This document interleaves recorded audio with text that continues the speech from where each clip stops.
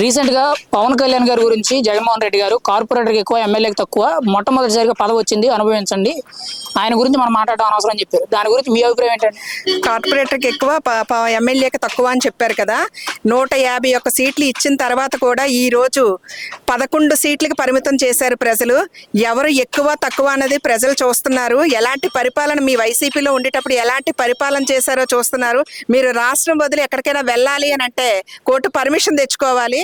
కానీ పవన్ కళ్యాణ్ గారికి అటువంటివేవి అవసరం లేదు. ఈ రోజు ప్రతి ఒక్కరు కూడా ఆంధ్రప్రదేశ్ వైపు చూసే విధంగా మా డిప్యూటీ సీఎం గారు పవన్ కళ్యాణ్ గారు రాజకీయ రాజ్యాంగ వ్యవస్థనే మార్చేశారు. అటువంటి నాయకులను మీరు పదే పదే ఇంతకు ముందు స్కూల్కి వెళ్ళినా మీరు మీటింగ్ పెట్టినా సరే పిల్లల గురించి మాట్లాడేవారు. ఈ రోజు మా పవన్ కళ్యాణ్ గారి మీటింగ్లకి ఒక్కసారి వెళ్ళి మీరు చూసి ఎలా మాట్లాడాలో నేర్చుకోండి. మాట్లాడడం ముందు నేర్చుకోండి, ఆ తర్వాత రాజకీయం నేర్చుకుందరు. కానీ మీరు 11 పరిమితం అయ్యారు.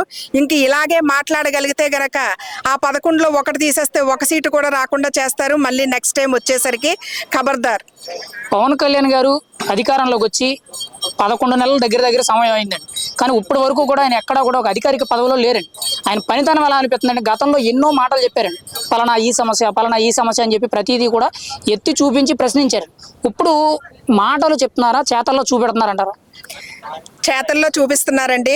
ఎవరో ప్రజల్లోకి వెళ్ళి అడగండి. ప్రజలు మనిషిగా ఉన్నారు. ఈ రోజు పిఠాపురం అవనివ్వండి, ఎక్కడైనా సరే తను పంచాయతీరాజ్ని 4,300 రోడ్లు వేయడం జరిగింది. మీరు ఉన్నప్పుడు ఎన్నైతే గుంతలు ఉన్నాయో, ఎన్ని యాక్సిడెంట్లు అయ్యాయో మీరు ఉండేటప్పుడు. ఇప్పుడు చూడండి, పవన్ కళ్యాణ్ గారు వచ్చి ఇంకా సంవత్సరం కూడా అవ్వకముందే ఎటువంటి పరిపాలన చేసి చూపిస్తున్నారు అన్నది మీ కళ్ళతో మీరే చూడండి. ప్రతి చోట కూడా చెప్పినవి కూడా కాకుండా చెప్పలేనివి కూడా చేసి చూపిస్తున్నారు. అలాగే గిరిజన ప్రాంతానికి తుఫాన్ అని కూడా తెలిసి కూడా పవన్ కళ్యాణ్ గారు వెళ్ళి ఆ రోజు ఆ గిరిజన ప్రాంతాలకి డోలీతో మోసేవారు. వాళ్ళు జనాలు ఎక్కడికైనా హాస్పిటల్ గాట్లకి తరలించాలంటే అటువంటి చోటకి ఏ రాజకీయ నాయకుడు కూడా ఇప్పటికొచ్చి వెళ్ళలేదు.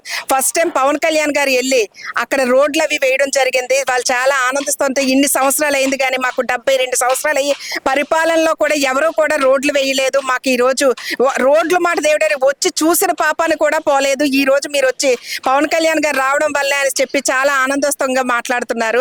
అదండి పవన్ కళ్యాణ్ గారు పనిచేసే తీరు. చెప్పరు, చేసి చూపిస్తారు. పవన్ కళ్యాణ్ గారికి జగన్మోహన్ రెడ్డి గారికి పనిలో కంపారిజన్ చేయగలరా? అంటే ఇద్దరు సమానమైన అనుకోగలరా? అసలు పవన్ కళ్యాణ్ గారితో కంపేర్ చేయడానికి వాడు ఎట్టి పరిస్థితుల్లో కూడా అసలు ఆ కంపేరింగ్ అన్నదే కూడా సహజం అండి. అసలు కంపేర్ చేయడానికి కూడా పనికిరాడు. ఆయన కాలి గోటికి కూడా పనికిరాడండి. మరి జగన్మోహన్ రెడ్డి గారు ఇప్పటికప్పుడు ఎలక్షన్ పెడితే నేను సీఎం అయిపోతాను, నాకు 40% ఓట్ బ్యాంక్ ఉందని చెప్పి కొన్ని మీడియా ముఖంగా వ్యాఖ్యలు చేస్తున్నారు. ఎలా చూడొచ్చు అంటారు? వ్యాఖ్యలు చేయడం అందరూ చేస్తారండి. ఇప్పుడు పెడితే నేను ఎమ్మెల్యేని అయిపోతానని చెప్తాను. కానీ వ్యాఖ్యలు చేసినట్టు పనులు అవ్వవు కదండి. అందుకే మొన్న ఎలక్షన్లోని 11 సీట్లు వచ్చేసరి ఇప్పుడు కూడా పెట్టమని చెప్పండి. ఆ 1 సీటు కూడా రావడం కష్టం. మరి ప్రతిపక్ష హోదా కావాలని చెప్పి ప్రతిపక్ష హోదా ఇస్తే నేను గట్టిగా మాట్లాడతానని చెప్తున్నారు. అసలు అవసరం అనుకుంటున్నారా ఆయన ప్రతిపక్ష హోదా? ప్రతిపక్ష హోదా ఎలా వస్తుందండి? పవన్ కళ్యాణ్ గారు ఉండేటప్పుడు అప్పుడు ప్రతిపక్ష హోదా ఇవ్వకూడదు, వాళ్ళకి ఇన్ని సీట్లు లేవు అన్ని సీట్లు లేవని చెప్పిన వ్యక్తి ఈ రోజు అతని 11 సీట్లతోని ప్రతిపక్ష హోదా అడుగుతాడండి. సిగ్గుండాలండి. అప్పుడు చెప్పిన మాటలు ఒక్కసారి గుర్తు చేసుకోవాలి. ఫైనల్ గా జగన్మోహన్ రెడ్డి గారి రాజకీయం మీద మీ అభిప్రాయం ఏంటండి? ఇప్పుడు కూటమి ప్రభుత్వ పరిపాలన